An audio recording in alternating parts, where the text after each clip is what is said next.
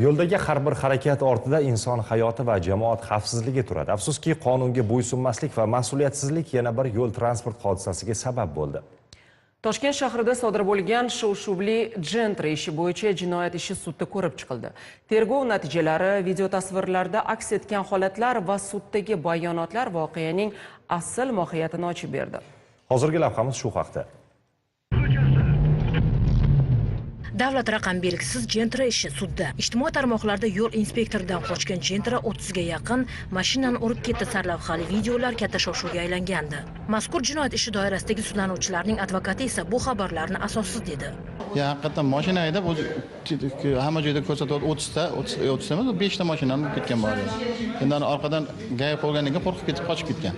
Shu boshqa hech qanaqa joyi mashinasida nomeri bo'lmaganligi uchun gay ham oldidan chiqib to'xtatmagan, boshqa qilmagan, orqadan qattiq ovozli yaniqi bilan ko'targan. Yo'l qoidalarini mensimagan haydovchilar harakati tasvirlarga muhrlangan. Davlat raqam belgisiz avtomobil Toshkent shahri ko'chalarida katta tezlikda harakatlanib, yo'ldagi bir nechta transport vositasiga to'qnashgani, ayrimlarga jiddiy shikast yetkazgani aks etgan.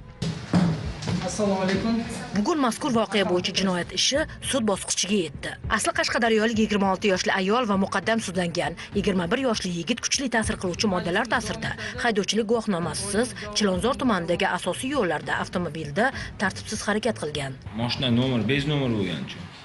Shubhali ko'ringanmi bilmadim, lekin nima bo'lgan? Nima qo'ygan? To'xtatmoqchi bo'lmagan, to'xtatmagan ham.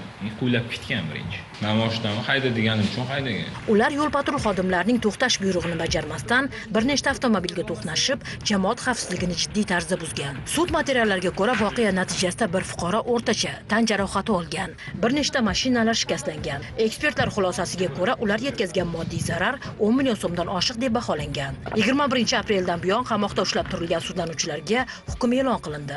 Sudlanuvchiga O'zbekiston Respublikasi Jinoyat kodeksi 277-moddasi 3-qismining G bandi bilan 4 yil muddatga ozodlikdan mahrum qilish jazosi tayinlansin. O'zbekiston Respublikasi Jinoyat kodeksi 59-moddasining 8-qismi tartibida jinoyat ishlari bo'yicha Chilonzor tuman sudining 2025-yil 1-maydagi hukmiga ko'ra tayinlangan jazoni qisman qo'shish yo'li bilan sudlanuvchiga uzil-kesil 5 yil 6 oy muddatga ozodlikdan mahrum qilish jazosi tayinlansin. Erkak sudlanuvchi qamoqqa hukm qilingan bo'lsa, rul boshqargan ayolga nisbatan uy qamog'i jazosi tayinlandi. Sudlanuvchiga O'zbekiston Respublikasi Jinoyat kodeksi 277-moddasi 3-qismining G bandi bilan 4 yil ozodlikni cheklash jazosi tayinlansin.